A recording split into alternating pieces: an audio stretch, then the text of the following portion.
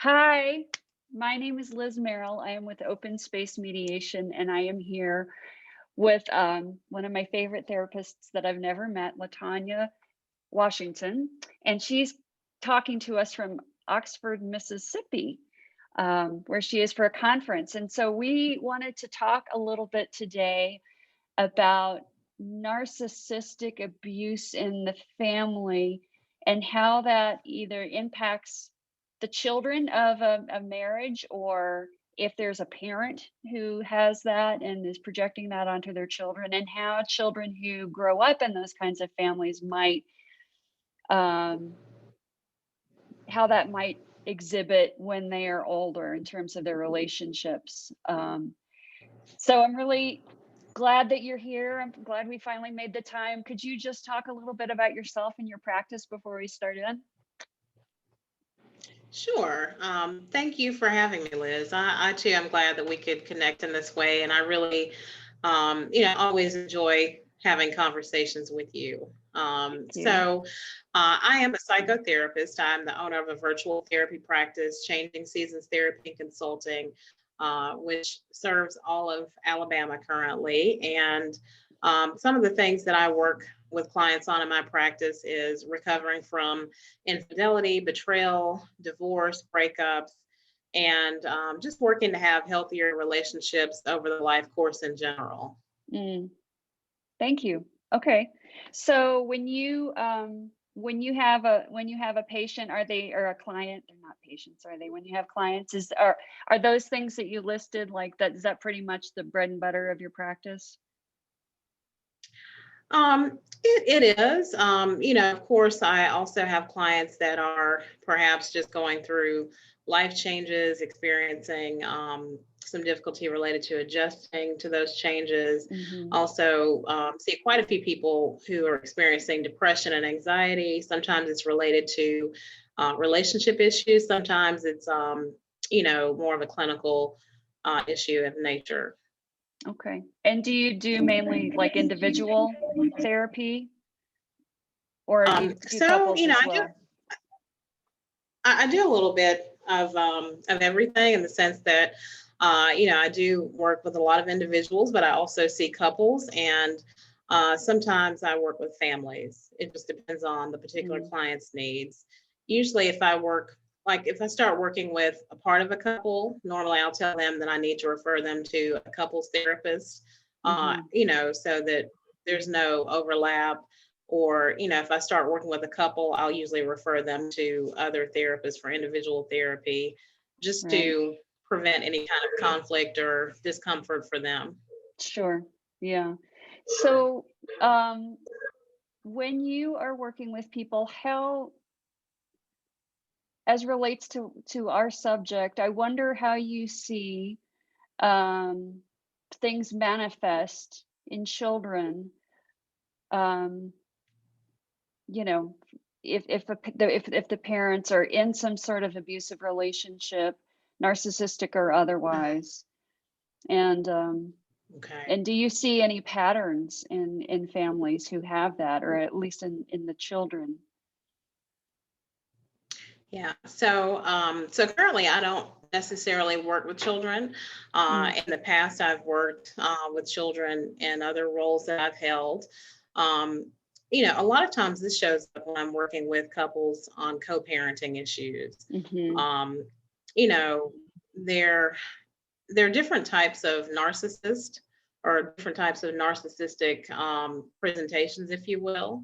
And so, for instance, if you're maybe working with, I'll pick one of the lesser well known or less talked about types, such as neglectful narcissists. So, this is someone who um, shows little to no interest in the lives of other people. They may be neglectful of their children in the sense that whenever their child is wanting them to participate in a certain activity with them, to spend time with them, they have no interest unless it's something that just happens to serve their interest and collides with that mhm. of their children. And Yeah, so, that causes a lot of frustration for their co-parents in the sense that this person is not reliable. They're not someone who's going to be there, who's going to be supportive when there are things that are going on, when maybe there's something going on at school and both parents need to be present, that person's likely to be very dismissive. Um, and so that's kind of some of the things that I noticed in terms of that. And for children, if they don't have a stable relationship with a parent or a caregiver, that really makes it difficult for them to form healthy attachments. And when you have children who have grown up with narcissistic parents, whether they're neglectful, whether they have what would be considered more of grandiose characteristics or traits where they make everything about them, or if they are more of the malignant type where it's a very toxic environment where maybe fear is instilled in children or in people in the family that are exposed to this person. It just causes a lot of distress for children. And oftentimes children don't necessarily talk about these things because of fear of people being judged, or maybe they're told not to talk about it. And so you see this maybe manifesting in acting out behavior. Maybe they're getting into fights at school, or you may see that they're withdrawn from friends and from activities. They're not participating in class. You may also notice that their grades are changing. They're having difficulty with learning, but there's no real like academic issue or reason that they should be having those issues. Right. So let's say that you have a person who's married who comes into your practice, who is married to a narcissist, whether it's a male or female, and they have children, Mhm. and the parent that comes to you has a neglectful spouse, and they want, and Right. they, maybe they want to get divorced, or maybe they just want to figure out a parenting plan where the other party shows up more. How do you work with that? So, Liz, that's really hard in the sense Mm, that, one with any one person, they can only change themselves. We can't change them. And unfortunately, with the neglectful narcissist, they're neglectful because they don't find value in the things that they're neglecting, whether it be family time, family commitments. And so in that situation, I would really just encourage the parent to, or the other co-parent, to really just try to focus on providing consistent support and reassurance to their child, to let them mhm. know that it's certainly not their fault, not to speak negatively of the other parent, but just to reassure them that there's nothing that they've done to cause this person to not show up for games or to show up for different events, and just to try to make sure that they're checking in with their child about how they're feeling emotionally and mentally, because it can really wear on a child's self-esteem when parents make promises or there's an expectation that a parent will be there and they're not. Yeah, yeah. And so when I talk to people who are in this kind of relationship, one of the things that I find most challenging, and I was most challenged by when I was going through some troubles in my marriage, is really being able to step away from that relationship enough to have some perspective so that I could see what was my stuff and what was his stuff, and Yeah. really get on board that, like, this stuff I couldn't help, you can't, it's, that was a hard thing for me to take on, because I think, like a lot of people, especially if you're sort of empathetic and and you're loving, or you love a person, you're like, if I just try harder, if I do more therapy, if we do couples therapy, if I'm a better mother, if I'm a better, whatever, and it has no impact on this. And then I had to start, like, looking at myself and, like, well, why am I in this? Why am I doing Mm, this? Is this the point where I have to take responsibility for what's happening to my kids, and in terms of, like, allowing them to be a part of this? And that, and like I said, I have a hard time with a lot of people because they can't even see that, they can't see their role in it, or maybe they're used to being sort of so codependent, or so you know, in the victim seat, that it's hard to get perspective. Do you find that? Mm. Well, I definitely I agree with you in the sense that a lot of times, trying to separate, the things that you can change, the things that you can't change, when you find that your relationship is spiraling out of control, or that no matter what it is that you're doing or how much effort you're putting forth, that other person or party is not willing or really not able to do. Because there's an issue with insight on their part, as far as it relates to, I think, this issue with couples or parents in those situations. I do think that a lot of times they've been in these situations for so long, and maybe this is not their first Mm, relationship of this nature. And so they've just kind of been in survival mode. When you're in survival mode, you're just trying to make it from moment to moment, day to day, and you're not necessarily able to think things through, maybe in terms of making a decision about leaving, or trying to make a decision in terms of, do you continue exposing your children to these sort of things. I think it's important to realize too that in some situations, not, every situation is different, yeah. but these situations can be very traumatic when you're living with someone who is, you know maybe even abusive to a point, verbally, emotionally, or even with manipulation or betrayal. You do see some, trauma after those kind of situations. And everyone's trauma response is different. We always talk about fight or flight, but another facet of that that's not really talked about as much is freeze. And so in that situation, you know, you really just kind of shut down, and your only goal is to survive. And so you're not thinking at the level of, how do I get out of this? You're just thinking about, how can I survive? And when you've been in survival mode for years, it takes a lot of work to start changing those thoughts, to start, prompting yourself to take the next right step. And that's when I think it's important that, for anyone who knows someone who may be in that situation or in that state, to really encourage them to consider seeking professional help at that point. Because when you've experienced a traumatic event, it's not something that you can talk yourself through, and it makes it really difficult to, establish goals, or to really even see beyond the present moment and what's going on. Yeah, that's so true. So let me I there are so many things I want to talk about, but we're talking about sort of family dynamics and narcissism and the role it plays in parenting and in Right. childhood. Um, and in a little bit, I want to talk about the other side of that. If a person is raised in this kind of environment, how do they cope with that, or how does that manifest when they're adults in their relationships?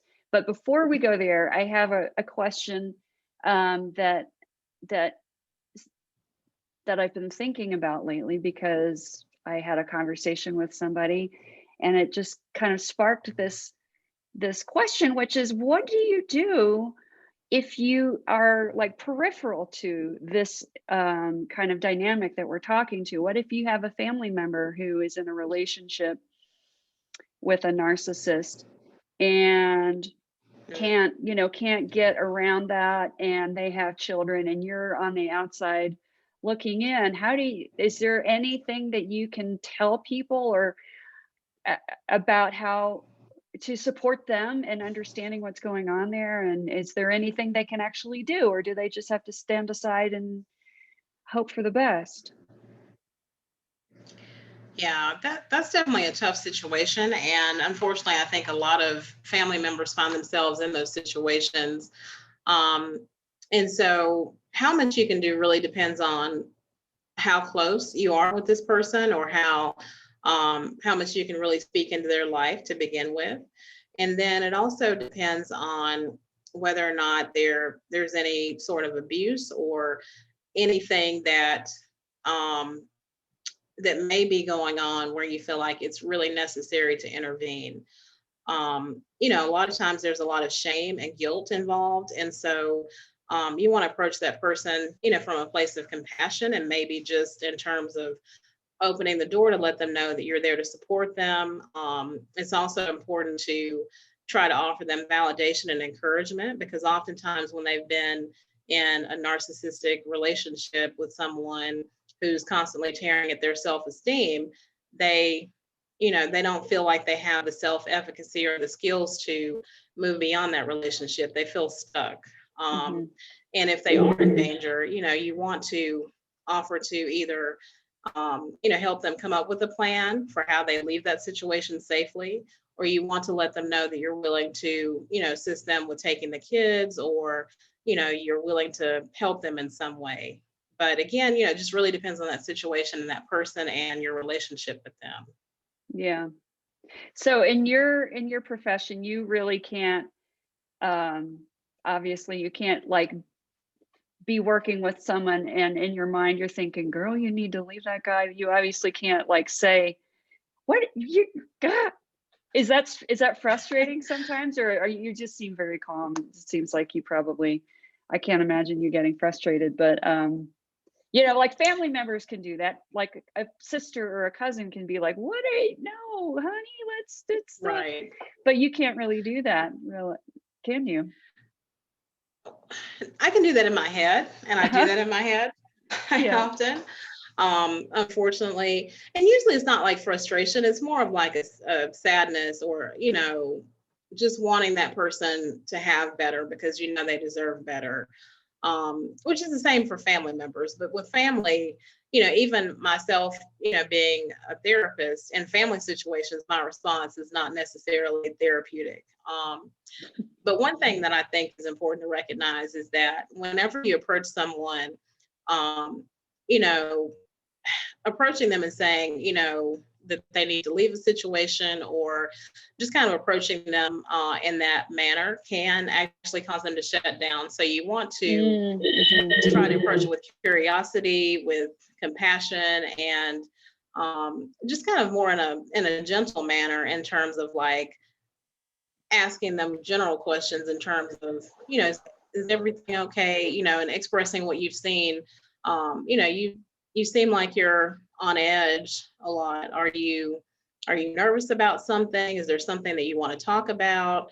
And reassuring them too that whatever they talk to you about, that you're going to keep that confidence. And see, that's the difference too between talking to family and therapists, or a mental health professional, if you will, in the sense that, they can come to, talk to a therapist or, another professional, and expect that to be kept confidential. With family, it's a little bit trickier. And then two, with some situations, if the partner that they're experiencing issues with or conflict with finds out that they've been talking to family about it, Oh yeah. that can be hell to pay for them, in terms Yeah. of their reaction. And maybe if they are abusive, they're going to turn that up a notch. And so we just always want to think about safety as well. Right. So listening to you talk about ways that you can talk to a family member that are gentle and supportive, it sounds like what you're suggesting is doing a lot of exhibiting a lot of curiosity and sort of making observations in a neutral kind of way, like, are you Right. agitated, or you seem agitated, and then just sort of getting them to start to think, and maybe not tell them what you think they should do, but get them into a place where they're able to start analyzing what's going on. And that sounds like what we do in mediation. It sounds like also what you do in therapy. Yeah.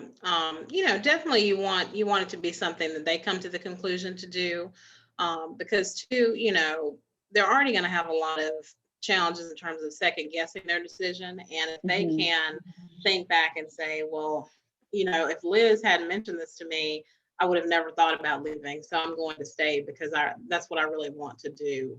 And two, you don't want to cause them to shut down and then shut you out.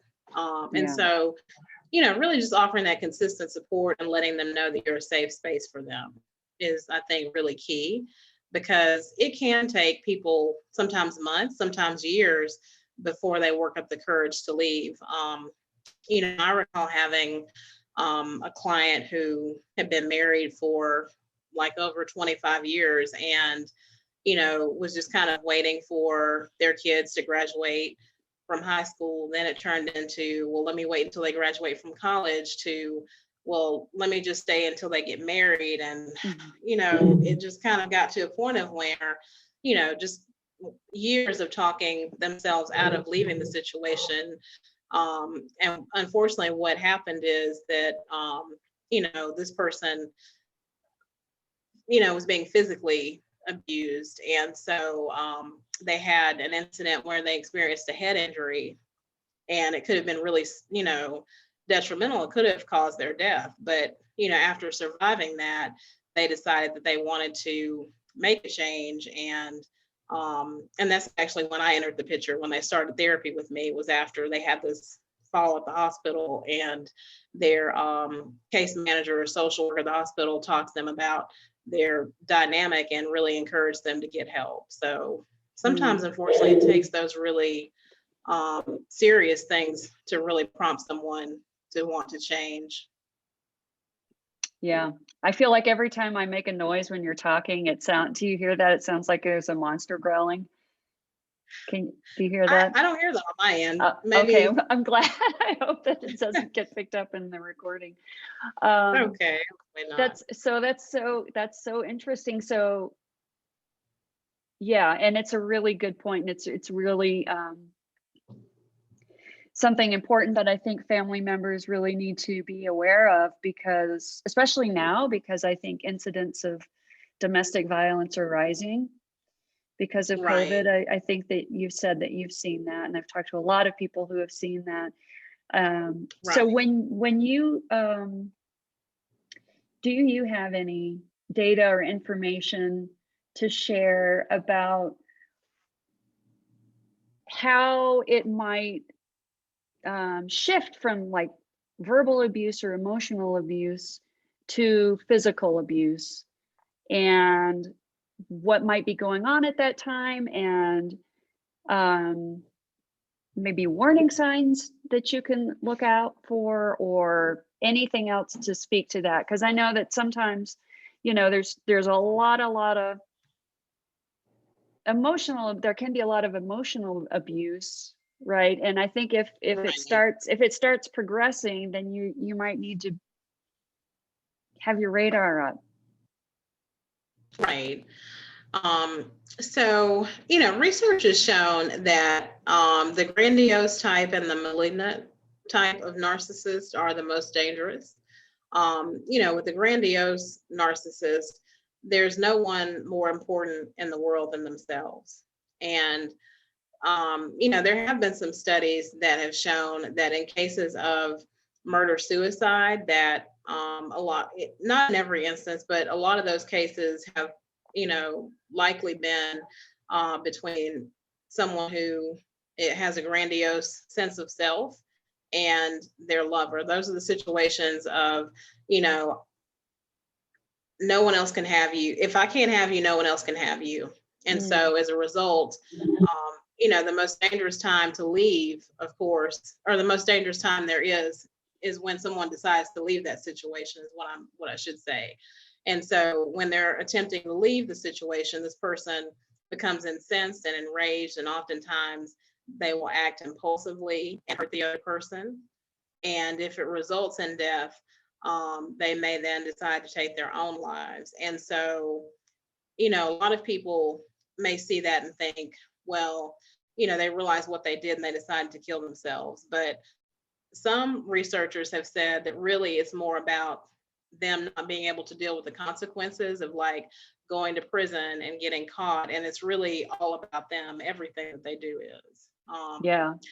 And so, if you're with someone, and this is for anyone, whether or not you think that your partner has these narcissistic characteristics or not, if you're with someone and they tell you, that if they catch you cheating on them, they're going to kill you, or, oh, you think you can leave me, no one else can ever have you, when they're really, exhibiting that sense of possessiveness and, making violent threats or even hinting at that. That's when you have to really, have a plan and have a good support system in place. And if you don't have those things, you really need to try to utilize like the domestic violence support that's out there.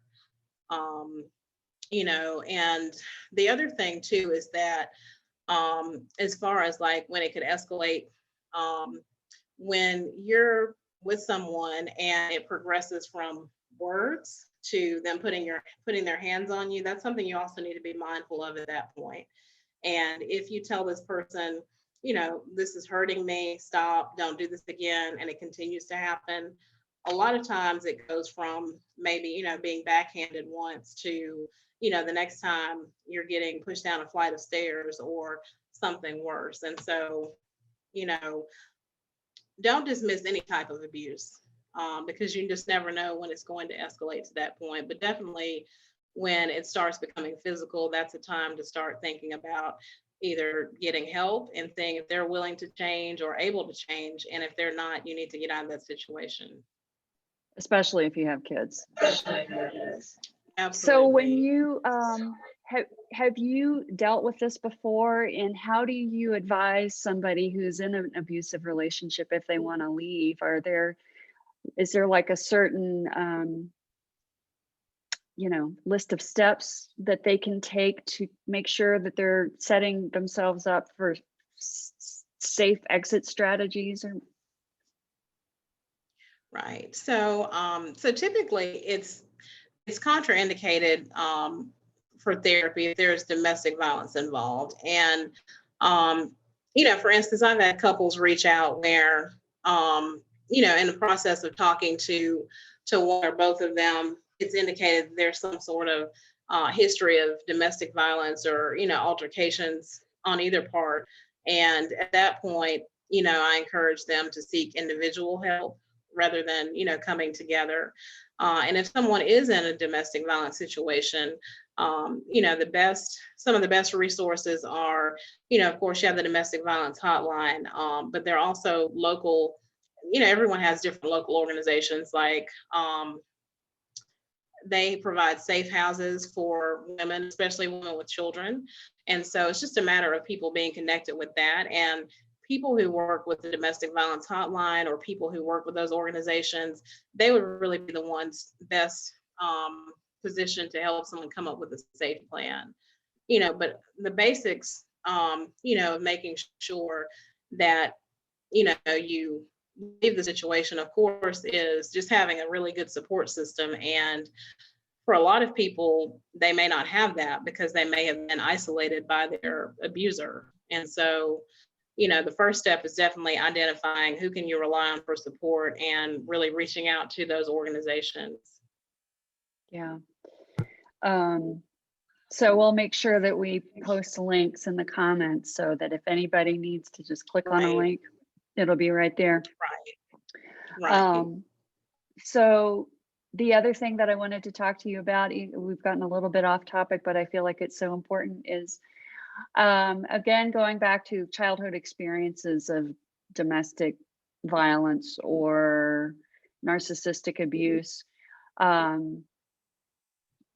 What's your take? What's your understanding? What's your experience on when that happens to a child and then the child grows up and starts having relationships? Okay. Yeah, can you talk a little bit about that?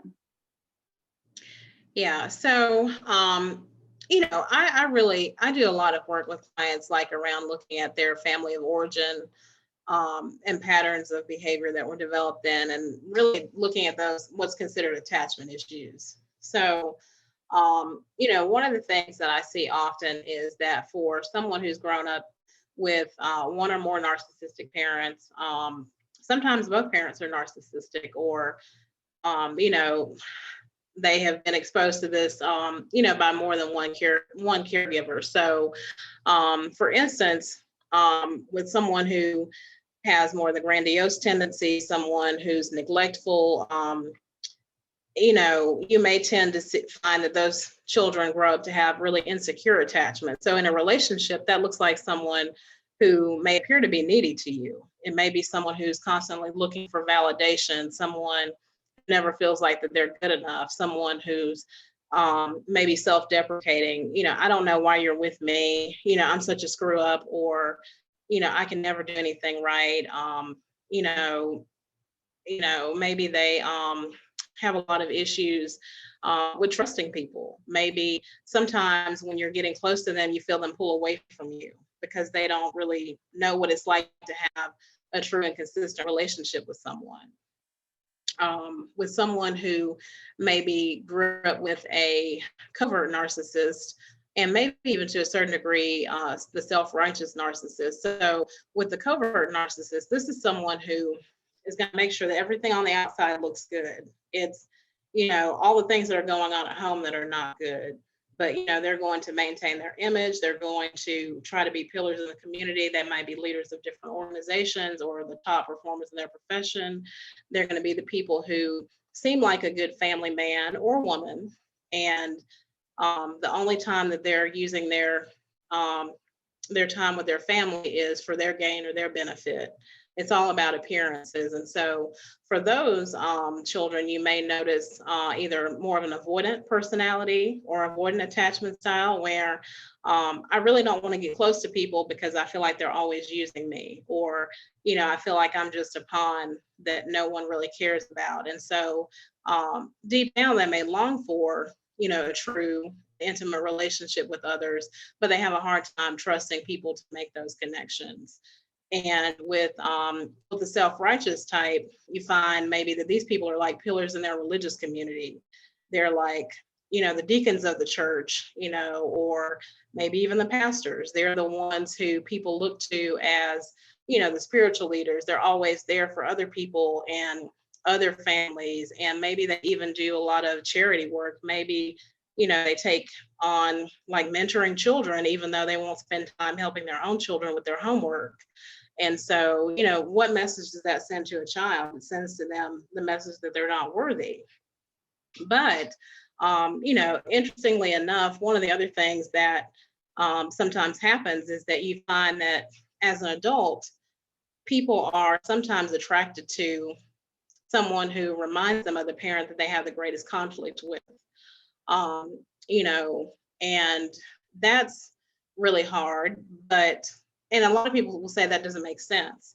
Well, in a sense, it does, in the sense that this person gives them a sense of what their normalcy was or is. And so they're accustomed to being treated in this way, whether it's healthy or not, and something is familiar about this person. And so that attracts them to that person. Yeah, that's so interesting to hear you talk about all these different types of narcissists, because I think as we've discussed before, it's become sort of a buzzword, and it's become sort of a catch-all phrase for all different kinds of crappy behavior. Right. but it's a specific thing, right? That you have to have a certain number of criteria met, in order to be diagnosed with a narcissistic personality disorder, and narcissists probably aren't really that interested in going and seeking self-reflective treatment, and don't really want to know that about themselves, and so they don't subject themselves to a diagnosis. Right. But so Right. is it also That's a great point. Yeah. Is it also true that people who have grown up in a narcissistic family can also grow up to be a narcissist themselves? Yeah, go ahead. Yeah, I mean, that's definitely true, because like with any type of mental health disorder or concern, it can definitely be something that's genetic. And then it can also be something that, is kind of in the sense of nature versus nurture. It can be something that, because they were exposed to this type of behavior, they, had that modeled for them. And so that's the only type of behavior that they know or have seen. And so that's what they enact when they grow up and they're in relationships. So it sounds like what you're saying is that narcissism can come, it can pass genetically through, as well as just like something that happens to, oh, I'm frozen. Something, can you hear me? I can hear you. Okay, I'm gonna be stuck. sorry, I lost my train of thought. Oh, it's something that can be passed on genetically, or it can be something that you learn, or something that comes out of childhood trauma that you spend the rest of your adult life trying to figure out. Right. Absolutely. However, if, and one, I'll go back and say this in terms of like that, that diagnosis, clinical diagnosis. So it's very hard to diagnose narcissistic personality disorder. You know, but sometimes it's important also to make a distinction between people having those characteristics. So what I'll go back and say too is that someone may exhibit those characteristics, but they're exhibiting that because that's what was modeled for them, and it's not necessarily that they have an actual diagnosis in that case. But like with any mental health disorder, it can be genetics, and it can also be because of the circumstances in which they grew up. Got it. I could just talk to you all night. I just want to get you to answer one more question for me. This is the best thing, interviewing That's people. okay. I enjoy talking to you too. It's so interesting. So narcissistic personality disorder. What's the difference between personality disorders and, other forms of mental health diagnoses? So one is that, of course, it is really hard to diagnose clinically. And one of those reasons, goes back to what you were saying about the fact that they're not necessarily seeking therapy or seeking insight about themselves. Usually they end up in therapy for a couple of different reasons. They're mandated because of some sort of legal issue, or maybe they're having issues at work. Another reason they might be mandated would possibly involve, maybe like a family matter, like if there's some domestic violence that's happened and they're being ordered to get help by a judge or something. And so that makes it difficult. But also with any personality disorder, one of the challenges is the lack of insight. And that's especially true for someone who has a narcissistic personality type. They have a hard time seeing things as being their fault because they look at everything from the perspective of everything centering around them. And so if everything centers around me, I look at it as though things are happening to me. People are doing things to me, not that I'm doing something that could be contributing to that. And, I think that makes it very difficult.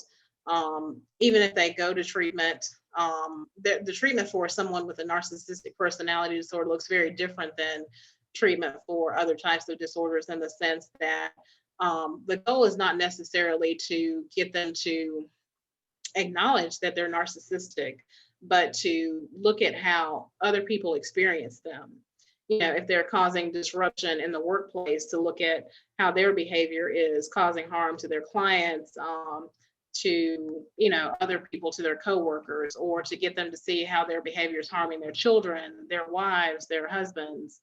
And usually that's done by getting them to participate in group therapy. This is something I have no experience in, I'll say, but I have colleagues that work around this. And I had a colleague who recently shared an experience of working with professionals who were causing a lot of disruption in their places of employment.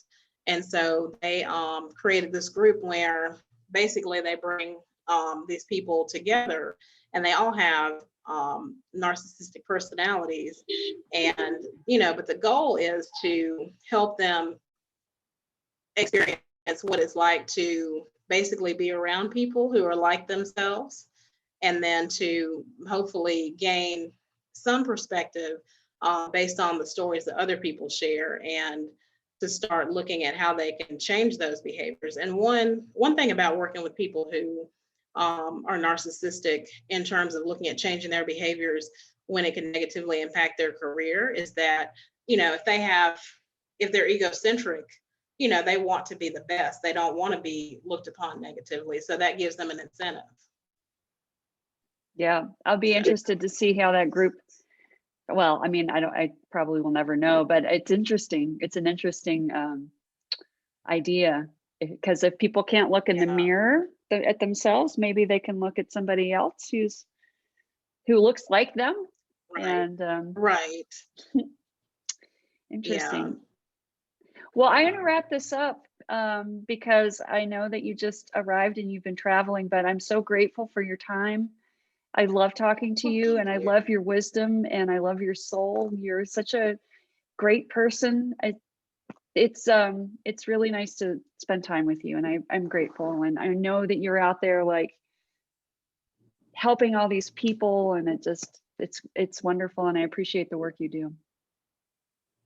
Well, thank you, Liz. I really appreciate you. And, I've always felt that you're such an authentic person. It's easy to talk to you, and I love our conversations, and I really appreciate the opportunity to do this with you. So hopefully we'll continue to have more conversations in the future. And one day be able to meet in person. Yes, All right, so definitely. Ready I'm to get gonna back to get, some normalcy. I know. I'm gonna get all your information, and I'm gonna put it in the comment box down where it goes. And Okay. yep, and I'll look forward to seeing you at Clubhouse soon. Okay. Same here. Thanks, Liz. Take care.